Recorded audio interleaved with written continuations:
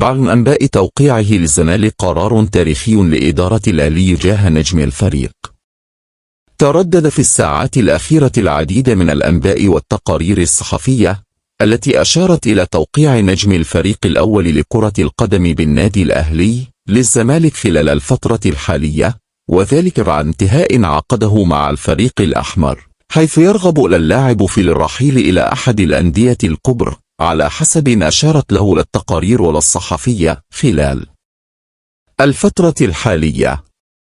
وأوضحت التقارير الصحفية أن أيمن أشرف لاعب الفريق الأول لكرة القدم بالنادي الأهلي ارتبط اسمه بالانتقال إلى الزمالك خلال الفترة المقبلة، وذلك بعد استبعاده الدائم من السويسري مارسيل كولر المدير الفني للفريق الأول لكرة القدم بالنادي الأهلي، ومنحل الضوء الأخضر رحيله عن الفريق وعدم التجديد للفريق الأحمر خلال الفترة الحالية.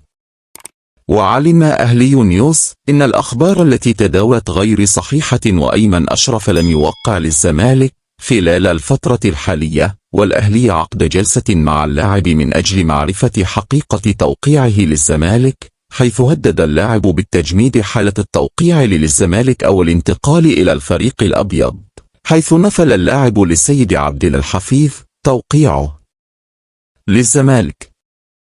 الخبر التالي: كولر يستبعد 6 لاعبين من قائمة الأهلي أمام طلائع الجيش في الدوري. قرر مارسيل كولر المدير الفني للأهلي استبعاد 6 لاعبين من قائمة الفريق في مواجهة طلائع الجيش ضمن مؤجلات الجولة 22 من عمر بطولة الدوري المصري.